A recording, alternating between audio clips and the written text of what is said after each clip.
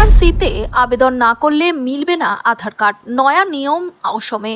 আধার card issue করার নিয়মে কড়াকড়ি শুরু করলো অসমের বিজেপি সরকার।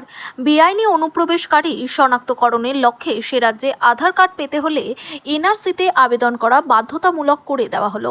শনিবার এই সিদ্ধান্ত ঘোষণা করেছেন অসমের মুখ্যমন্ত্রী হিমন্ত বিশ্ব শর্মা। হিমন্ত জানিয়েছেন, আধার কার্ডের জন্য আবেদন করাটা শুধু নাগরিক হিসেবে নথিভুক্ত হওয়ার আবেদন করা নয়, এর মধ্যে বহু সন্দেহভাজন নাগরিক আছেন। সেজন্য আমরা সিদ্ধান্ত নিয়েছি এবার থেকে আধার কার্ডের জন্য এনআরসিতে আবেদনের রিসিপ্ট নম্বর দিতে হবে। হিমন্তর দাবি, এই সিদ্ধান্ত নেওয়া হয়েছে বেআইনিভাবে অনুপ্রবেশকারী বিদেশিদের চিহ্নিত করতে। তার কথায়, অসমে আর আধার কার্ড পাওয়াটা সহজ হবে না।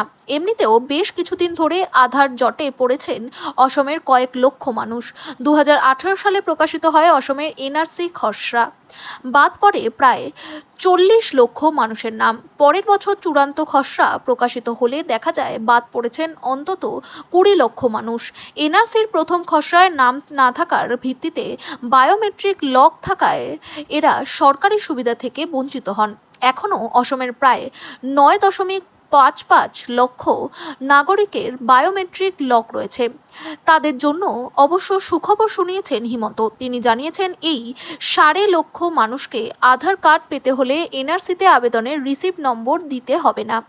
উল্লেখ্য, এনআরসি নিয়ে সুপ্রিম কোর্টের নির্দেশ অনুযায়ী চূড়ান্ত এনআরসিতে নাম ওঠা সকলে আধার পাবেন ও নাম না থাকা ব্যক্তিরা ফরেনার্স ট্রাইব্যুনালের বিচার সাপেক্ষে তা পাবেন। এরপরও দেখা গিয়েছে বহু মানুষ ঘুরপথে এনআরসিতে নাম না থাকা সত্ত্বেও আধার কার্ড করিয়ে ফেলছেন। সেটাই এবার বন্ধ করার চেষ্টা করছেন হিমন্ত, অন্তত তার এমনটাই দাবি।